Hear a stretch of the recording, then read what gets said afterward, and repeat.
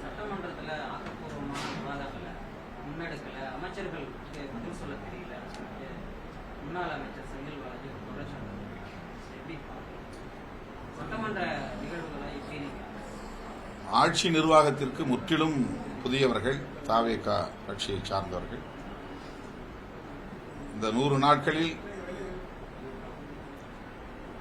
அவர்கள் பொதுமக்களிடையே பெரிய அளவில் எந்த கெட்ட பெயரையும் எடுக்கவில்லை. அவர்களுக்கு விவாதிக்க தெரியவில்லை, பதில் சொல்ல தெரியவில்லை என்பது ஜனநாயகத்தில் ஒரு பெரிய குறைபாடு இல்லை. அவர்கள் நிர்வாக திறமையற்றவர்கள் அல்லது லஞ்ச லாவண்யம், ஊழல் போன்றவற்றுக்கு இடம் கொடுத்து விட்டார்கள் என்கிற அடிப்படையில் எந்த விமர்சனமும் இதுவரை எழவில்லை. சொல்லப்போனால் பொதுமக்கள் வெளிப்படையாகவே லஞ்ச லாவண்யம் குறைந்திருக்கிறது, கட்டுக்குள் இருக்கிறது, சில துறைகளில் சுத்தமாக அப்படி எதுவும் இல்லை என்று சொல்லக்கூடிய வகையிலே இந்த 100 நாட்களை அவர்கள் வெற்றிகரமாக நகர்த்தியிருக்கிறார்கள் என்பது ஒரு வகையிலே பாராட்டத்தகுந்தது. ஆகவே இன்னும் 3 மாத காலத்திற்கு, அதாவது எதிர்க்கட்சி சொல்லும்போது 6 மாத காலத்திற்கு பொறுத்திருந்து பார்ப்போம் என்று சொன்னார்கள். அப்படி பார்த்தால் இன்னும் 3 மாத காலத்திற்கு பொறுத்திருந்து பார்க்க வேண்டிய தேவை இருப்பதாக நான் கருதுகிறேன். பொறுத்தவரைக்கும் பாமக தொடர்ந்து ஆதரவு தெரிவிச்சாங்க. மக்கள் தொகை அடிப்படையில் வந்திருந்தால் நாங்கள் இதை எதிர்த்திருக்கோம்.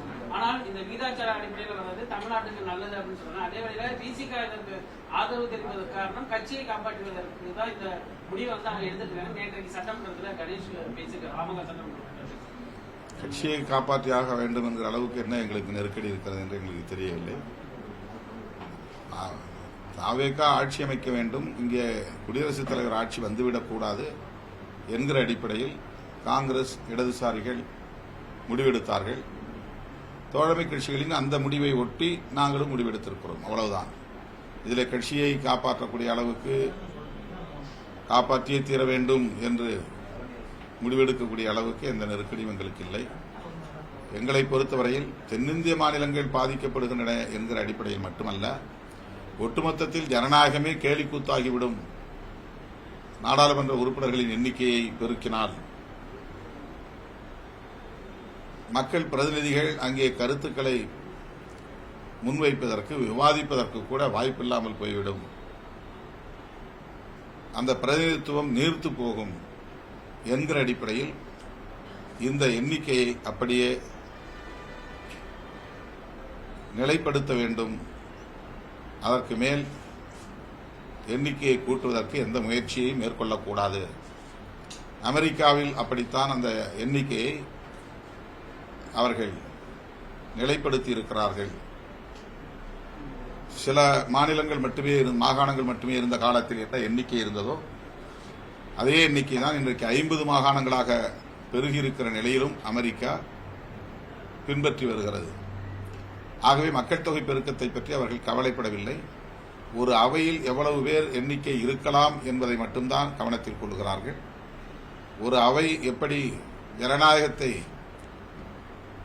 பிரதிபலிக்கும், பாதுகாக்கும், பின்பற்றும் என்கிற அடிப்படையில் தான் அந்த முடிவை மேற்கொள்ள வேண்டும் என்று விடுதலை சிறுத்தைகள் கட்சி வலியுறுத்துகிறோம். அதில் எல்லோருக்கும் சமமாக 50% எண்ணிக்கையை உயர்த்துவோம் என்பதும் ஏற்புடையதல்ல. நாடாளுமன்ற தொகுதிகளை மறுவரையறை செய்ய வேண்டிய அவசியமே இல்லை. எனவே அந்த டீலிமிட்டேஷன் என்பதே கூடாது என்பதுதான் விடுதலை சிறுத்தைகளின் கருத்து. பாஜகவினுடைய நிலைப்பாட்டுக்கு ஆதரவாக செயல்பட வேண்டும் என்கிற அடிப்படையில் கருத்து சொல்கிறது. அதற்காக எங்கள் மீது அவர்கள் விமர்சனம் வைப்பது ஏற்புடையதல்ல.